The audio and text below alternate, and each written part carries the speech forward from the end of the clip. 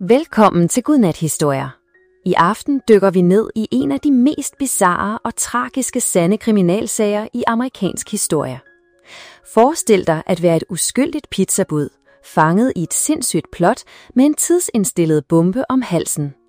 Vi skal udforske et spind af manipulation, grovhed og ondskab, der rystede en hel nation. Bliv hængende til slutningen, for der venter jer mange uventede vendinger i denne utrolige og hjerteskærende fortælling. Klokken 14:20 den 28. august 2003 røvede et pizzabud, Brian Wells, PNC Bank i udkanten af Erie, Pennsylvania.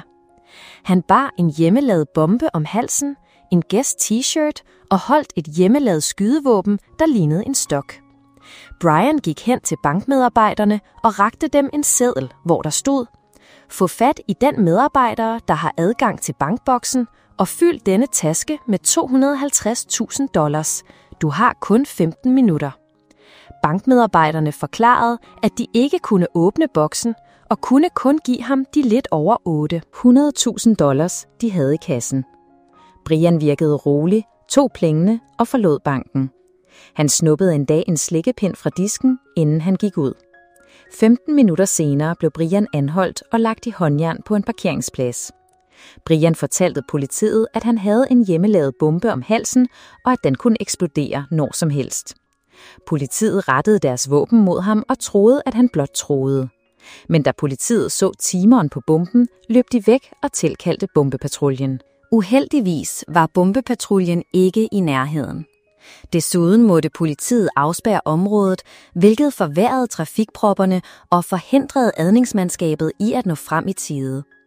Brian sad lænket på jorden, mens journalister og nysgerrige tilskuere flokkedes omkring ham.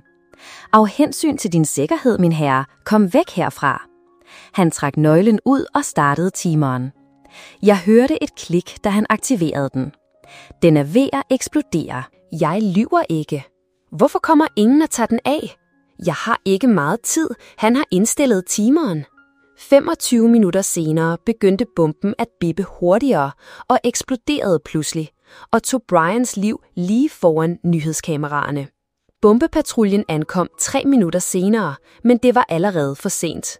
Da politiet rensede Brians bil, fandt de 5 håndskrevne sider med detaljerede instruktioner om, hvordan Brian skulle køre til forskellige steder for at finde spor og finde nøglen til at åbne bomben. I brev refererede gerningsmændene til sig selv som vi, hvilket antydede en sammensværgelse af en kriminel gruppe. De truede Brian til at følge instruktionerne præcist. "Gør det først, tænk derefter, ellers dør du." Brevet førte politiet til det næste sted, Brian skulle have været.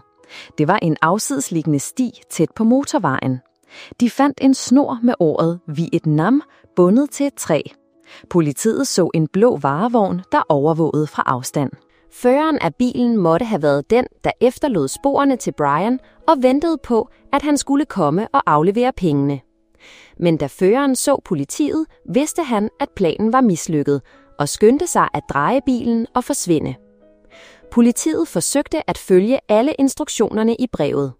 Men med den knappe tid, der var indstillet på bomben, kunne Brian aldrig have nået det sidste sted for at finde nøglen til at afmontere den. Brians skæbne var beseglet fra det øjeblik, de spændte bomben om hans hals. Efterforskning. Inden bomben eksploderede, havde Brian givet politiet nogle oplysninger som sit navn og sin arbejdsplads. Brian insisterede på, at en gruppe mennesker havde lokket ham i en fælde og tvunget ham til at røve banken. Politiet tog til Mamma Mia's, hvor Brian arbejdede, og Brians kollega troede ikke, at han selv kunne have lavet bomben. Brian blev beskrevet som en venlig og elskværdig person af alle. Han havde arbejdet for pizzarestauranten i 10 år. Klokken 13:47 den 28. august. August ringede en kunde og bestilte 2 pizzaer. Ejeren tog telefonen, men kunne ikke forstå den adresse, opkalderen beskrev, så han gav telefonen til Brian. Selvom hans vagt næsten var slut, indvilligede Brian i at levere den sidste pizza. Pizzarestaurantens ejer kunne ikke forstå leveringsadressen, fordi det var et afsidesliggende sted, tæt på en tv-mast for enden af en grusvej. Politiet fandt hjulspor og fodspor, der matchede Brians sko på stedet. Spor i jorden tydede også på en form for kamp. Men politiet fandt ingen spor af, hvorfor Brian var der, eller hvem han havde mødt. Dødskanal? Politiet ransagede Brians hjem, men fandt ingen tegn på, at han havde fremstillet en bombe der. Det eneste spor, de fandt, var en liste over telefonnumre til prostituerede i området. FBI's analyse viste, at bomben ikke var et amatørarbejde. Den var meget omhyggeligt designet.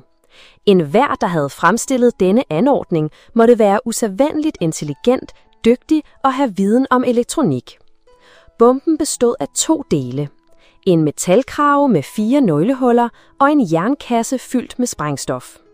Kraven lignede et gigantisk håndjern spændt om Brians hals. Bombens designer havde endda brugt mange unødvendige ledninger for at narre bombeeksperterne. Denne type halsbombe blev meget sjældent brugt af kriminelle. Kun meksikanske narkobaroner brugte denne type bombe i territoriale krige. Men undersøgelsen af den bombebelagte krave gav heller ikke politiet nogen nyttige spor. DNA-test gav ingen resultater. Efterforskningen syntes at være gået i stå indtil 3 uger senere, liget i fryseren. Den 21. september 2003, 3 uger efter røveriet, modtog politiet et opkald. 112, hvad er deres nødsituation? 8645 Peach Street, i garagen, der er et lig i en fryser, og det er i forrådnelse. Der er en kvinde her, som I gerne vil afhøre. Hvad er deres navn? Bill Rothstein. Opkalderen var Bill Rothstein, Marjorie Armstrongs tidligere forlovede. Bill mødte op på politistationen til afhøring og forklarede, at han og Marjorie havde været venner i mange år, og at hun ofte bed ham om hjælp. 6 uger tidligere havde Marjorie ringet til Bill i panik og fortalt, at hun havde skudt sin kæreste, James Roden, og bedt Bill om at skaffe liget af vejen. Bill indvilligede i at hjælpe. Han pakkede liget ind i en præsending og tog det med hjem for at lægge det i fryseren i sin garage. Men han ombestemte sig og besluttede at anmelde det til politiet. Politiet tog hjem til Bill og fandt liget i fryseren. De anholdt straks Marjorie, og her er det interessante punkt. Mens de bjergede James lig, opdagede efterforskerne, at Bills hus lå mindre end 500 meter fra det sted, hvor Brian sidst havde leveret, lige under sendemasten. Den sindssyge geni Marjorie Armstrong. Marjorie Armstrong blev født i 1949. Hun havde boet i Erie, Pennsylvania hele sit liv. Hun var enebarn i en velhavende familie. Fra barnsben blev Marjorie betragtet som et vidunderbarn, dygtig til musik og dimitteret altid som klassens bedste. Med en høj IQ udmærkede hun sig på universitetet og tog en kandidatgrad. Marjories gymnasiekæreste var Bill. Han blev også anset for at have en genis IQ. De 2 var forlovet i 20'erne, men forholdet varede ikke. Efter at Marjorie havde brudt forlovelsen, begyndte hun at kæmpe med sine psykiske lidelser, herunder bipolarlidelse og depression.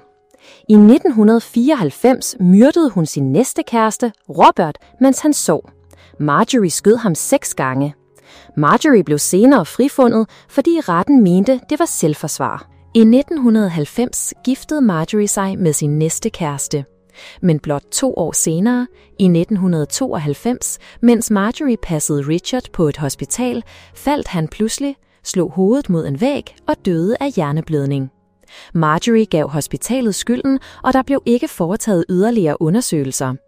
Som en snedig person sagsøgte Marjorie hospitalet og fik en erstatning på $250,000. I mellemtiden kæmpede Marjorie stadig med sin psykiske sygdom. Hun ansøgte om og modtog invalidepension fra regeringen med henvisning til sin mentale tilstand. Hele sit liv synes hun aldrig at have arbejdet en eneste dag. Marjories næste kæreste var James Roden, en arbejdsløs alkoholiker.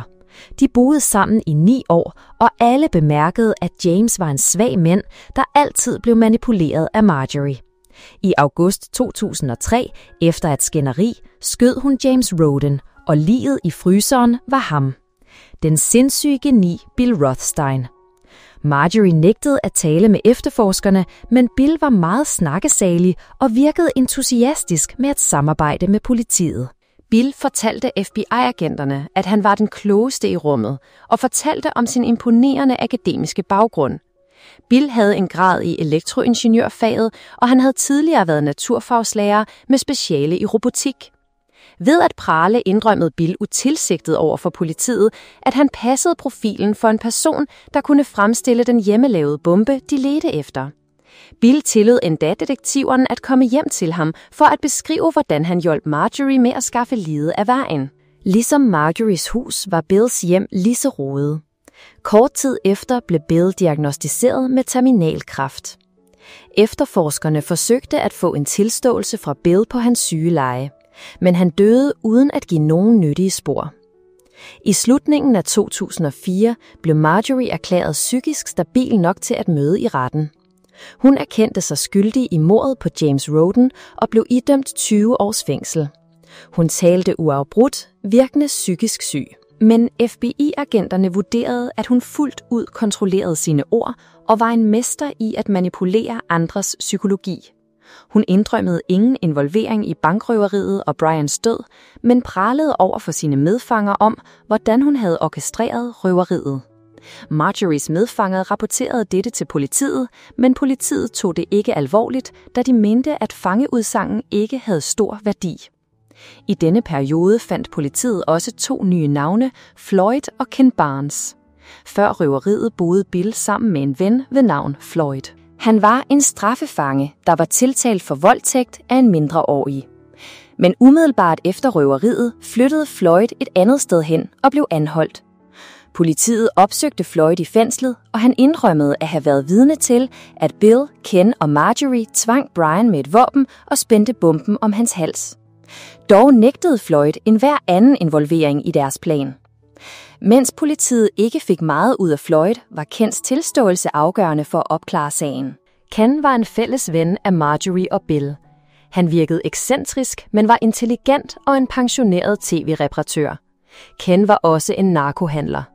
Da han blev afhørt af politiet den 11. august 2005, indrømmede Ken, at han var en del af bankrøveriplottet. Ken fortalte efterforskerne, at Bill havde fremstillet bomben, og at røveriet var Marjories idé. De bad Ken om hjælp med timermekanismen på bomben. Den mærkeligste del var Marjories grund til at ville røve banken. Ken sagde, at Marjorie havde brug for penge til at hyre en lejemorder til at dræbe sin far for at få arven. Ken vidste dette, fordi den lejemorder skulle være Ken. Efter Kens afgørende vidnesbyrd begyndte politiet at gennemgå Bills sager igen. De indså ting, der tidligere var blevet overset. For det første havde Bill en blå varevogn, og den betjent havde identificeret det som den varevogn, han så, da de ankom til stedet med snoren bundet til træet. For det andet havde politiet i Bills rodede garage overset et yderst vigtigt bevis, der lå lige foran dem. Det var en skitse til den hjemmelavede bombe. For det tredje havde politiet bekræftet, at den utydelige håndskrift bag brevet var Bills. På dette tidspunkt var Marjories, Bills og Kens rolle i sagen klar.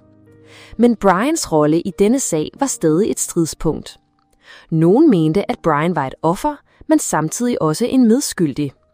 Et vidne havde set ham mødes med Ken lige før røveriet dagen.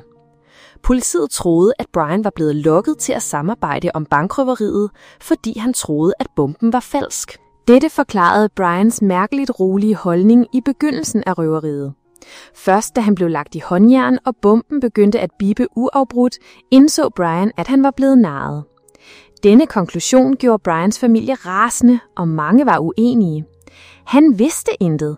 Derfor måtte de bestille pizzaen og lokke ham til tv-tårnet og spænde bomben om hans hals. De mente, at Brian blot var en uskyldig pizzabud, der desværre blev overfaldet af en grusom gruppe mennesker, mens han var ude at levere. Brians uskyld blev først klarlagt 5 år senere, da en prostitueret trådte frem. Hendes navn var Jessica Hupsik, en prostitueret Brian kendte. Jessica indrømmede, at hun ofte købte stoffer af Ken, og en dag bad Ken hende om at finde ham en sky, venlig og let manipulerbar person i bytte for $5.000. I sin stofranglen introducerede hun Brian for dem og gav dem Brians arbejdsplan. Fra start til slut var Brian blot et uskyldigt offer, der blev brugt i en mørk plan af hjerteløse individer.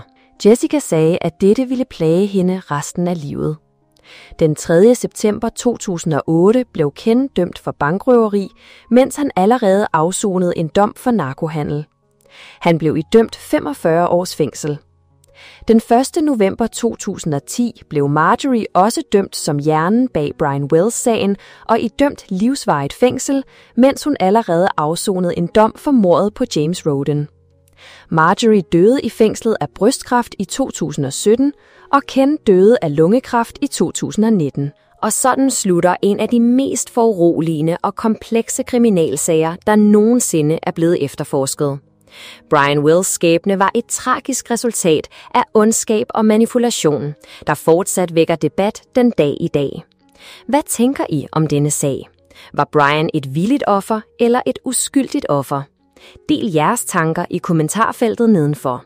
Hvis I fandt denne historie fængslende, så husk at like videoen, abonnere på Godnat-historier for flere sande kriminalhistorier og del den gerne med andre.